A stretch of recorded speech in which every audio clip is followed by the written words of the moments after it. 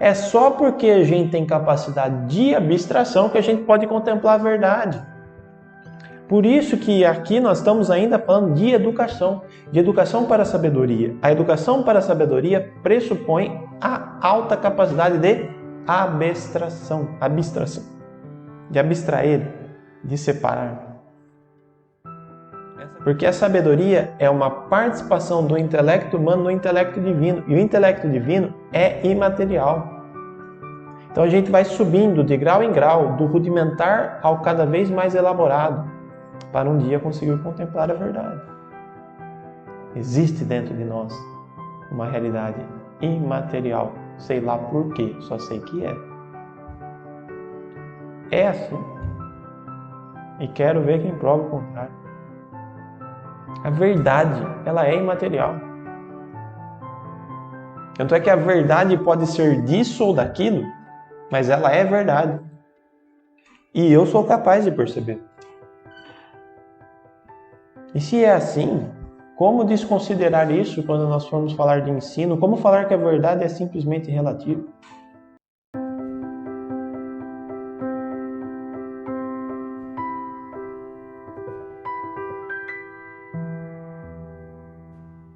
Olá! Nesta aula, nós vamos dar continuidade ao tema da educação para a sabedoria. Porém, agora nós chegamos em um ponto crucial do nosso curso. A aula de hoje explica muitas coisas que nós já vimos e ela é fundamento para entender todo o resto. Todas as aulas que seguem, que inclusive são as mais complexas. Então, esta aula talvez seja a mais importante para este curso. Não que o tema seja o mais importante do curso, mas o seu entendimento é fundamental para entender todo o resto. Em grandeza, há temas até mais elevados, em nível de abstração, por exemplo, que é o que determina a grandeza dos assuntos filosóficos. Mas, para entendermos o problema da humanidade, nós temos que entender isso. Entender e entender profundamente, de tal forma que isso impacte tanto a nossa vida que nós queiramos viver esses princípios que nós vamos falar aqui. O que nós vamos falar hoje é sobre o tema das virtudes. A educação para a sabedoria pressupõe a virtude como base, até porque a sabedoria, sendo uma virtude estritamente imaterial, que preza pela aquisição de um nível de abstração extremamente alto, por causa disso, ela precisa das virtudes que ordenam a racionalidade humana visando este fim. Então vamos lá.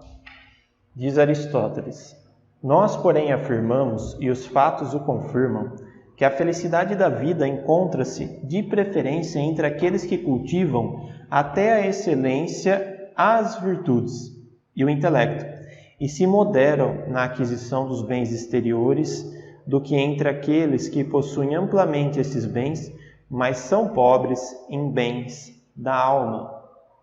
Aqui Aristóteles está falando que, de maneira simples e direta, que a felicidade humana depende da vivência das virtudes e que existe uma pobreza daqueles que põem o sentido da sua vida nas coisas que são exteriores e que não favorecem o desenvolvimento positivo dos bens da alma. Lembrando que alma, aqui para Aristóteles, tem tudo a ver com inteligência, é sinônimo de inteligência. Então, o desenvolvimento da inteligência, que é o suprassumo da natureza humana, que é justamente aquilo que diferencia os homens dos animais, é o que tem que ser trabalhado para se alcançar a felicidade. Mas nós sabemos, a filosofia nos ensina, que a forma de nós trabalharmos com a inteligência passa pela ideia de virtude. A virtude, segundo São Tomás de Aquino, é um hábito. Um hábito que é uma coisa que nós temos. Hábito vem de habere. Habere quer dizer ter. Então é algo que eu tenho a partir do qual eu vivo. Então a virtude é um hábito nesse sentido. Eu vivo em função daquilo. Eu vivo em função desta virtude que eu tenho para mim. São Tomás continua dizendo que é um hábito eletivo. Eletivo no sentido de que é algo que eu escolho. Eu escolho ter esta virtude e me esforço para alcançá-la. E à medida que eu escolho, eu estou usando a minha capacidade de eleição, que parte do campo da vontade. Então, porque eu tenho vontade de ser virtuoso, eu me esforço para ser. E se eu não quiser ser, eu não serei. Não terei aquilo que eu não quiser ser. Então, à medida que eu quero este hábito, que eu quero ter isso, eu me esforço. É um hábito eletivo. Segundo, a reta razão. Ou seja, é um hábito que nós só vamos ter se a gente querer, mas nós temos que querer certas coisas que fazem com que nós tenhamos que renunciar a outras. E isso que a gente quer ter para ter virtude, no fim das contas, é o desenvolvimento da nossa capacidade racional. A razão perpassa todo o conceito de virtude, de tal modo que, pela virtude, eu sou mais racional, eu sou mais humano. Mas depois, quando formos comentar esse conceito, você vai entender, a partir de São Tomás de Aquino, como se dá realmente esta presença da racionalidade perpassando a alma humana para que se tenha virtude. Ou seja, virtude é um hábito eletivo. Segundo, a reta razão. Ou seja, nós usamos bem a nossa razão, nós usamos a nossa razão de maneira adequada para termos virtude. O termo médio é muito importante também. O termo médio é justamente o que dá o equilíbrio para o ser humano. O termo médio ele se encontra entre dois vícios. A virtude, ela sempre está entre dois vícios, principalmente a virtude moral. A virtude moral, ela está no ponto de equilíbrio e entre ela, ao lado dela estão os dois vícios opostos. Por exemplo, a virtude da temperança. A temperança que regula os prazeres do concupiscível. De um lado nós temos a insensibilidade e de outro nós temos a intemperança. O termo médio é a temperança no meio. Temperança é a virtude que ordena os prazeres do concupiscível. Ordena no sentido de eu não querer ser insensível. Uma pessoa que não liga para o prazer, que não se importa com o prazer, que o prazer não afeta nada. Não é uma pessoa virtuosa. A pessoa temperante é aquela que usa o prazer, mas usa de maneira ordenada. Ao contrário da intemperante, que é aquela que usa de maneira desordenada os prazeres do concupiscível. O termo médio é a virtude. Ou seja, a virtude é um hábito que eu tenho e que eu quero ter, e para eu ter eu preciso querer. Mas é um hábito em que a razão pelo menos participa, senão ela está por inteiro tomando o lugar que ela deve tomar. Ou seja, assumindo as rédeas dos nossos instintos egoístas está a razão, dando o caráter de virtude ao ser humano. Porém, junto com ela, nós nunca podemos esquecer que a virtude ela está entre dois vícios. Então, ela é um hábito eletivo, segundo a reta razão, o termo médio. Esses são os 4 principais caracteres do que é uma virtude. Tá? São Tomás diz o seguinte sobre a ciência moral, que é justamente esta ciência que estuda as virtudes. Também pode ser chamada de ética. Ele fala disso aqui de uma maneira específica, relacionando com a juventude. O que tem a ver ciência moral e juventude? E virtudes? Ele nos mostra que não é fácil que um jovem consiga ser virtuoso e que isto só não basta. Não basta ele ser, é necessário também ele ter muito claro quais são as virtudes. E para ter muito claro quais são as virtudes é necessário a ciência moral. Mas em que sentido elas se relacionam, esses elementos? Os jovens não têm notícia das coisas que pertencem à ciência moral, as quais são maximamente conhecidas por experiência.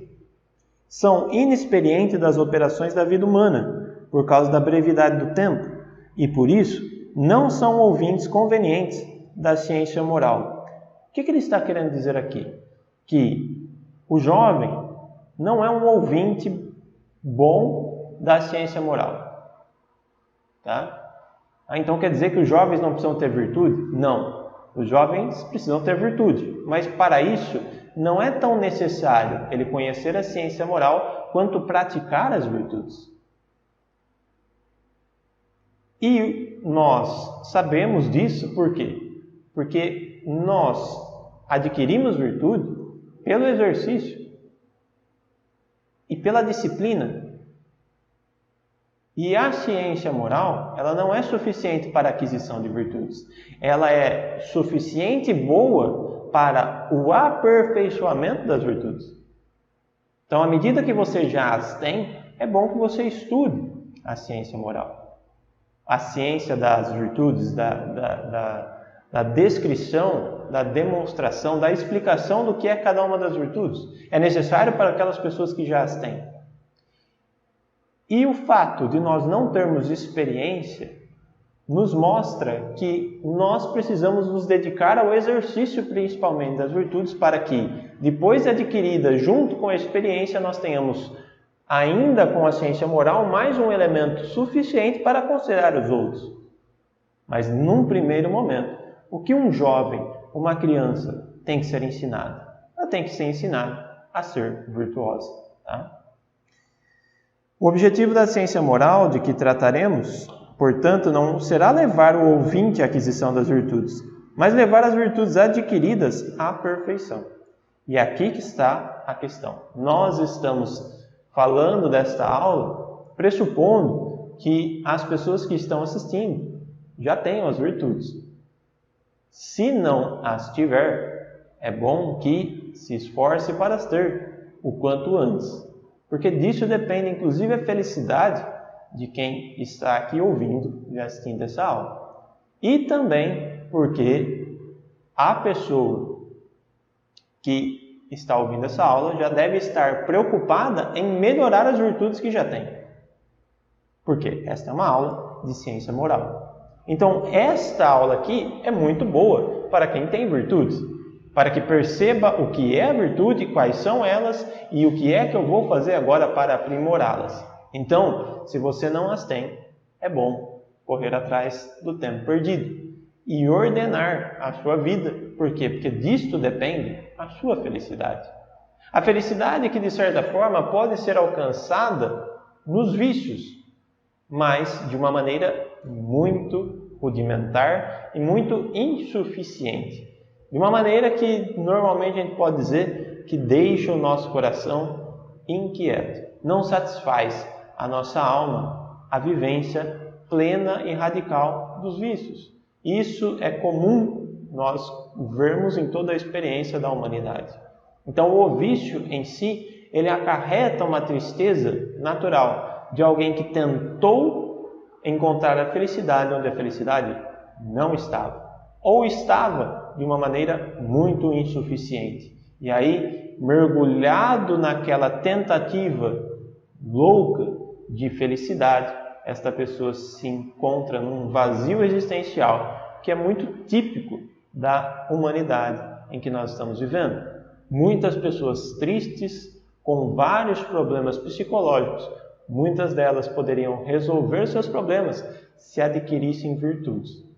E isto não é porque São Tomás de Aquino falou, porque o Aristóteles falou, ou porque eu estou falando. Não, isto é a própria natureza humana, que é diferente dos animais. Não dá para nós querermos viver como um animal, vivendo até as últimas consequências, os prazeres que nós temos em comum com os animais, e achar que a nossa racionalidade humana não vai impactar em nada esta vivência. Pelo contrário, a nossa racionalidade vai fazer com que nós percebamos o mal que nós temos feito ao querermos viver de uma maneira muito parecida com os nossos amigos animais irracionais. Nós não somos irracionais. Inclusive, a virtude é o momento em que a racionalidade toma as rédeas dos instintos egoístas. Infelizmente, a humanidade há muito tempo se afastou do conceito de virtude. Poderíamos dizer que já faz pelo menos uns 700 anos em que o conceito de virtude é muito mal discutido e praticamente não é entendido, a ponto de hoje em dia ele ser esquecido. Num tempo em que este conceito é a única possibilidade de restauração dos problemas da humanidade. A humanidade que tem em comum um ser humano com o outro nos tempos de hoje, a vivência profunda e radical dos vícios. E os vícios que nós já vamos descrever daqui a pouco. É uma situação triste, mas que, bem analisada, pode fazer com que muitas pessoas reencontrem o sentido da sua vida enquanto ser humano, não enquanto um animal irracional, como tem sugerido muitas ideologias por aí, mostrando o que é que a gente tem que ser para eles. Mas normalmente essas ideologias querem nos manipular, isso a gente vai ver mais para frente. Então a gente tem que tomar muito cuidado com as ideias que têm nos sido sugeridas por aí, porque normalmente essas ideias são como lobos em pele de cordeiro. Tá? Mas vamos dar continuidade. Há alguns, vai dizer Aristóteles, que acreditam que raciocinando acerca das virtudes, sem operar as obras da virtude, se tornarão virtuosos filosofando. Essas pessoas se assemelham aos enfermos, que ouvem cuidadosamente aquilo que lhes dizem os médicos, sem nada fazer daquilo que lhes é prescrito. A filosofia é muito importante, mas ela é inútil. Nós já vimos isso. A filosofia não preza pela utilidade, mas sim pela busca da verdade. E a verdade, ela pode impactar a nossa inteligência, mas não mudar os nossos hábitos. Os nossos hábitos dependem de um hábito eletivo para ser virtuoso. E eletivo pressupõe a vontade. Então a filosofia pode mexer com a gente a ponto de nós, inspirados nos princípios que nós descobrimos através dela, queremos ser virtuosos. Mas ela em si não torna ninguém virtuoso. Normalmente ela torna alguém vaidoso. Alguma pessoa que sabe o caminho, mas que nunca o trilhou, normalmente quer falar daquilo como se o tivesse trilhado. Mas não tem como. Depois de perceber essas coisas, nós precisamos mudar de vida. Nós precisamos encarar a vida de uma maneira mais racional, adulta e ordenada. E quando eu digo adulta, é naquele sentido mesmo que você deve ter entendido, que é chato. Ou seja, o adulto é aquele que vive não em função daquilo que é gostoso, mas vive em função daquilo que tem que ser feito. Um adulto é aquele que olha para a realidade e fala, eu vou, independente se isso é bom ou é gostoso para mim. Eu vou porque eu tenho que ir. E isso é o começo da vida de virtude, o início. Mas, vamos continuar. A execução das operações que se fazem pela virtude difere antes e depois da virtude adquirida. Ou seja, uma coisa que você faz hoje, que você gosta, se você tiver virtude, pode ser, ou seja, se você adquirir uma virtude, pode ser que essa coisa que hoje você gosta, você deixe de gostar. Ou uma coisa que você não gostava, quando você tem virtude, agora aquilo é super simples para você. Ou seja, a virtude faz com que a nossa vida se altere para melhor. E para melhor, no bom sentido filosófico, ou seja, para a humanidade, para o caminho da humanização do ser humano. Tá? Antes da virtude, o homem deve fazer certa violência para que opere. Por isso, tais operações apresentam alguma tristeza misturada. Então, quando você está buscando a virtude, mas você não a tem, ainda isso não se tornou um hábito, mas só uma sucessão de atos. Ou seja, quando você começa a comer melhor, por exemplo, né? Comer melhor de uma maneira mais saudável. Aquilo, no começo é chato. Não dá vontade, né? Gera uma certa tristeza em nós. Mas depois que você adquiriu o hábito daquilo, as coisas que na sua ausência lhe entristeciam, agora na ausência lhe deixa livre. As coisas que você gostava antes, à medida que você tem virtude, você passa a não querer, ou a desprezar, ou a ser indiferente. Por quê? Porque aquilo mudou a sua vida. Tá? Mas no começo, até aquilo não se tornar um hábito, isso gera tristeza. Por isso que a maioria desiste. Por isso que a maioria, ao começar a fazer um regime, no começo vê que é duro e logo desiste. Quando na verdade deveria, no começo fazer, ver que é duro, perceber que tem que fazer, continuar fazendo, até aquilo se tornar um hábito. Interpretar as coisas de maneira adulta. Tem que fazer. Pronto, acabou. Vou fazer, não porque eu gosto, vou fazer porque tem que fazer. A virtude pressupõe a disciplina. Tá? E aí, quando você já tiver gerado esse hábito, vai ficar fácil. Mas depois de gerado o hábito da virtude, tais operações se fazem deleitavelmente. Tá? Isso é a experiência de anos e anos e séculos de história da humanidade. Muitas pessoas foram virtuosas. E uma coisa as une, todas. Não foi fácil para ninguém. Tá? Mas não é porque não foi fácil que foi triste. No começo foi triste, mas depois estas pessoas nunca mais quiseram voltar à mesmice do vício. O vício é algo que nos idiotiza. Você sabia que idiota vem da palavra idios? E idios, do grego, significa o mesmo. Ou seja, um idiota é a pessoa que faz a mesma coisa, sempre a mesma coisa que todo mundo faz. Esta é a característica principal de quem vive em função dos vícios. É ou não é? As pessoas que têm um vício em comum se unem sempre para aquele vício.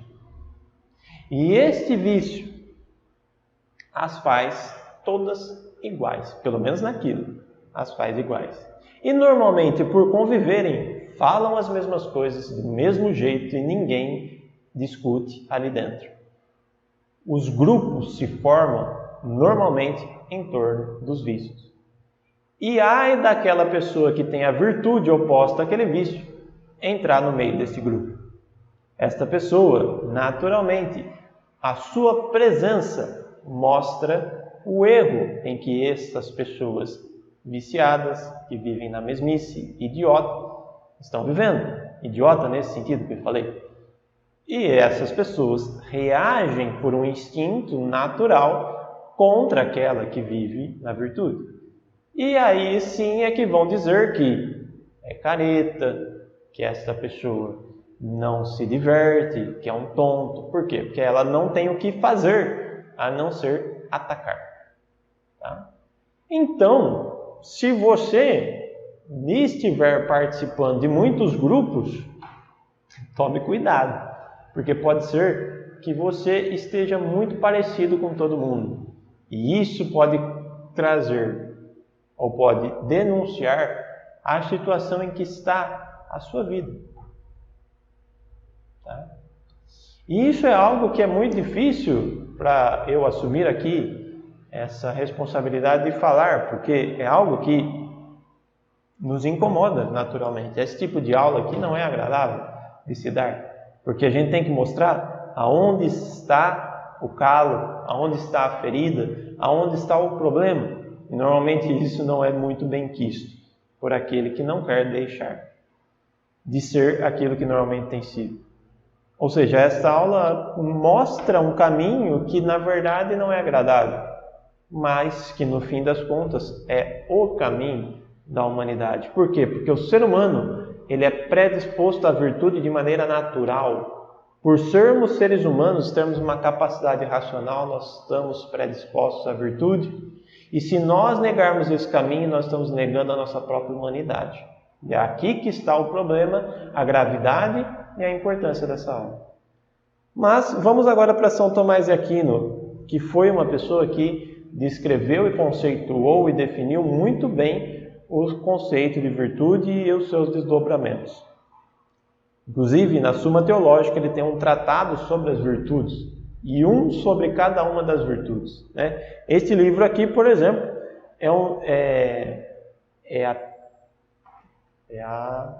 volume 3, né? A segunda parte da Suma Teológica. Né? Eu já li várias partes dele, é maravilhoso. Aqui ele tem o tratado de cada uma das virtudes. Tá? Então, só para vocês terem uma noção, tá? Quase mais da metade do livro é só sobre virtudes. Tá?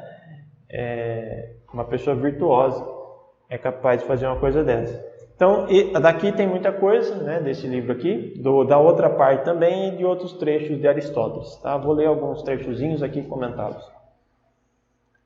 Segundo São Tomás, a virtude em si mesma é uma disposição ordenada da alma. Basta. Ordem na alma. Né? O ser humano ele foi feito ordenadamente, está aí vivendo em função da ordem, percebendo a ordem, mas parece que só a sua alma não está em ordem. Tem alguma coisa contraditória. Né? E o que ordena a alma é justamente a virtude. A virtude reprime. Olha que coisa! Né? Nossa, então descobrimos, você é um ditador, você é um fascista.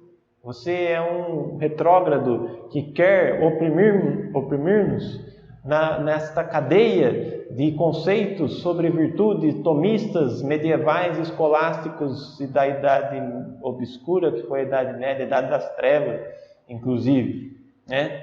Para com isso. Eu estou falando aqui, a virtude reprime, gente.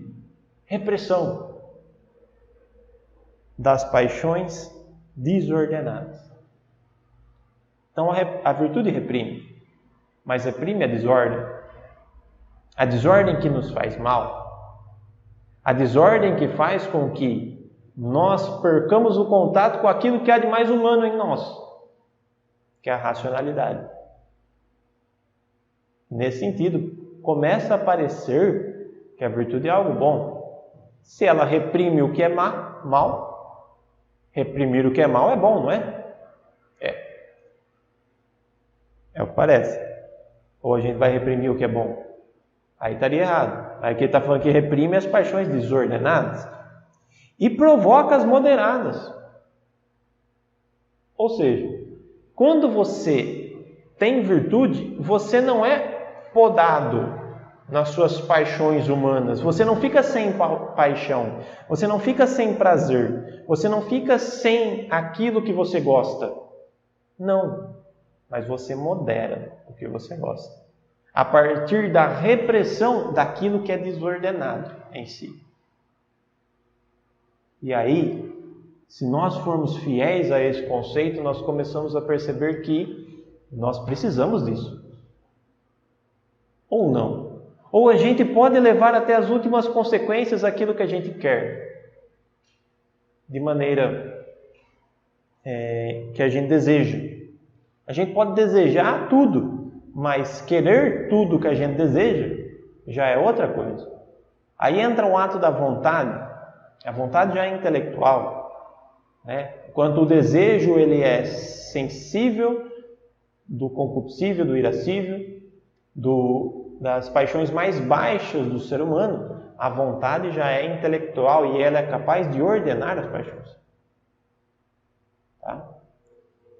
A virtude reprime as paixões desordenadas e provoca as moderadas.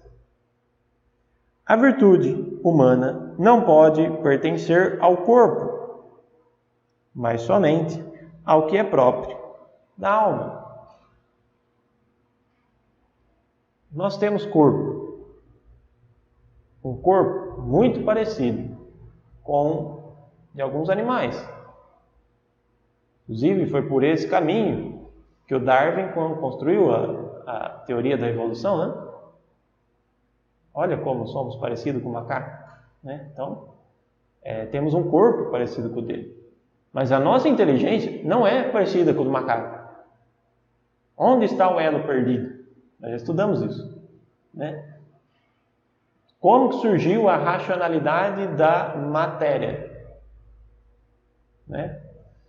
A gente percebeu que do corpo só vem corpo. E a imaterialidade da alma prova que ela não veio do corpo. Então existe algo de imaterial em nós, que é a inteligência. Né? E a virtude não pode pertencer ao corpo, porque senão o animal seria virtuoso também. Tem que pertencer àquela parte que só o ser humano tem, que é a inteligência. Tá? E é por termos inteligência que nós conseguimos ser virtuosos. Por exemplo, o amor. Nós conseguimos amar de uma maneira que o animal não consegue. Porque nós usamos da nossa inteligência para amar, da nossa vontade, é um ato da vontade o amor. E aí nós conseguimos nos sacrificar pelo outro, dar até a nossa própria vida, se for o caso. Coisa que um animal nunca vai conseguir. Ele pode ajudar o outro, alimentar o outro, mas ele não pode dar a vida pelo outro, enquanto o ser humano pode. Dar ao outro aquilo que é meu. Isso é o amor. O animal não consegue fazer isso. Ele consegue, até certo ponto, de maneira muito rudimentar, alguma coisa. Mas como um ser humano, é impossível. E se nós formos mais além, nós vamos ver, por exemplo, que teve pessoas que deram a vida pela família, por uma causa. E alguns, chamados mártires, deram a vida por Deus, que é totalmente imaterial, que não tem nada de corpo. Eles deram o seu corpo pela imaterialidade da divindade. Só um ser humano consegue fazer isso, à medida que usa muito bem a sua capacidade anímica, a sua alma. É pela alma que usamos bem o corpo. São Tomás aqui. Guarda essa frase. Vive essa frase. É pela alma que se usa bem o corpo. O corpo não é para ser desprezado, mas é para ser usado pela inteligência. De maneira inteligente, de maneira racional. E isso pressupõe a virtude. A virtude não pode existir na parte irracional da alma, senão enquanto esta participa da razão. Existem virtudes que são de uma parte e outras são de outra. Por exemplo, a virtude da temperança, ela é da parte concupiscível, da parte que nós temos em comum com os animais. Enquanto a virtude da ciência é a parte que só o ser humano tem. Tá? Então existem partes aqui da racionalidade, né, científica, especulativa. Enquanto que a justiça, ela está na parte da vontade, E cada uma das virtudes está em uma parte da alma humana. Nós precisávamos estudar isso com mais calma para mostrar em qual parte está cada uma, né? Mas tem virtudes, como por exemplo, a temperança, que ela está numa parte irracional,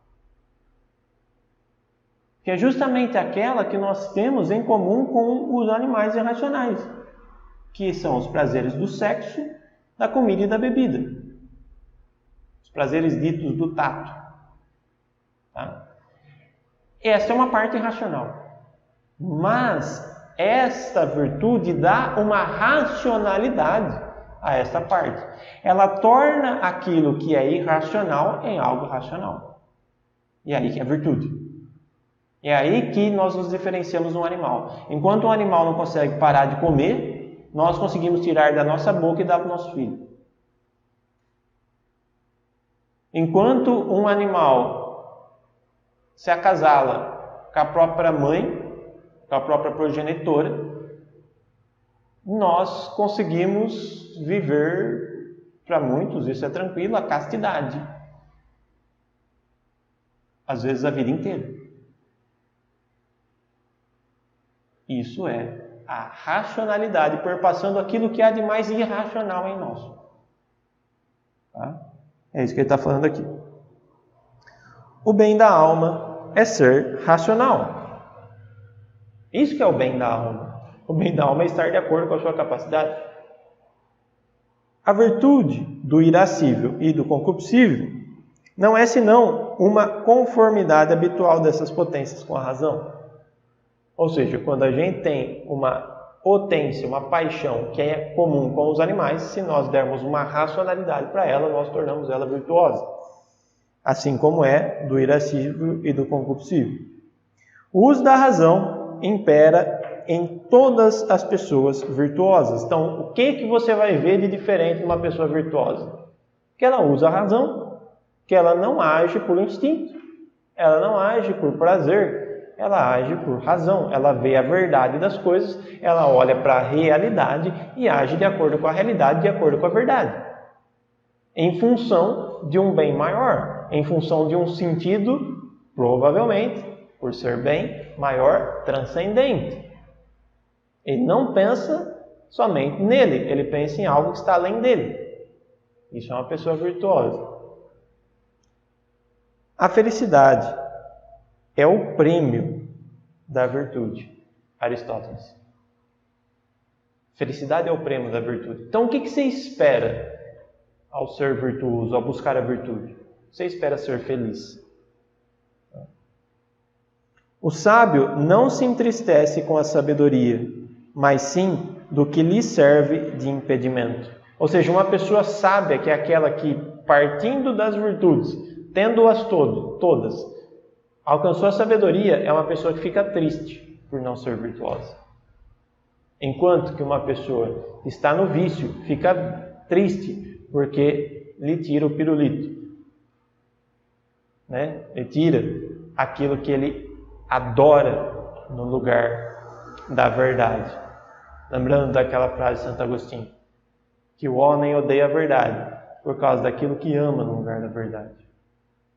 O prazer está acima de tudo para as pessoas que estão no vício. Toda pessoa virtuosa se deleita com o ato da virtude e se entristece com o ato contrário. A pessoa fica triste por não conseguir mais viver em função daquilo que ela sempre viveu, em função dos seus instintos mais baixos. E isso não é humano. Tudo isso é São Tomás de Aquino, gente?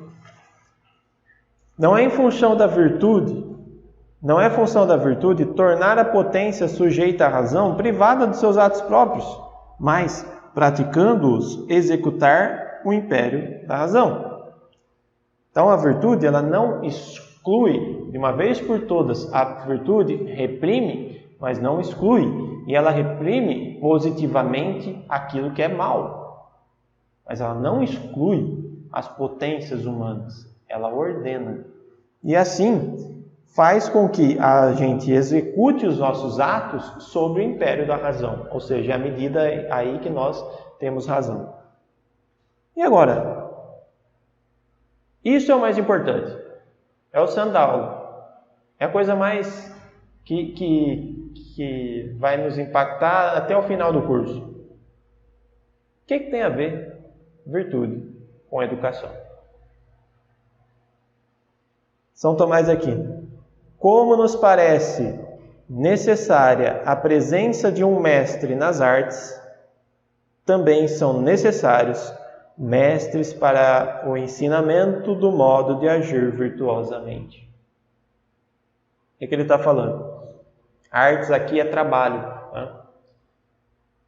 Para você aprender a trabalhar, você precisa de alguém que saiba trabalhar. E a virtude é a mesma coisa. Para a gente ensinar a virtude.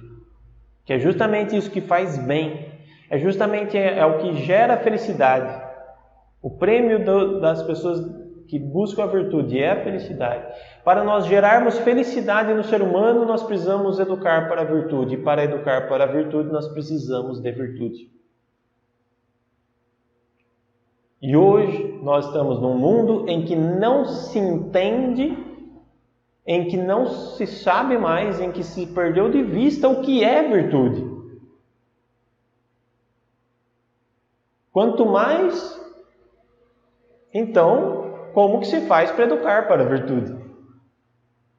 Tá? E para educar para a virtude, só para nós darmos aqui um indício, nós precisamos de uma coisa muito atacada há muito tempo, que se chama família. A virtude se adquire na família. E não por acaso, historicamente a gente vai perceber isso mais para frente, as mesmas pessoas que não sabem o que é virtude, que não se importam com a virtude, que quer destruir a virtude, fizeram um planejamento para a destruição da família. Tá? Isso a gente vai mostrar. Tá? Quem foram, quando escreveram, o nome do livro e por aí vai. E foram muitos. É um planejamento que perpassou o século XX inteiro e desembocou numa tragédia chamada século XXI. Tá? E estas pessoas que não sabiam o que era, que queria destruir, que destruiu a família, que é o berço da virtude, essas pessoas são as mesmas que querem que você seja um idiota. Não por acaso. Por quê? Porque elas sabem que se você não tiver virtude, você não vai usar bem sua razão. Porque se você usar bem sua razão, a ideologia que essa pessoa criou, ou essas pessoas, ou esses grupos, ou esses bando de ideólogos, para dizer mais claramente, essas pessoas, elas entenderam que para eles tomar o poder, manipular, usar das pessoas, as pessoas não podem ser mais humanos.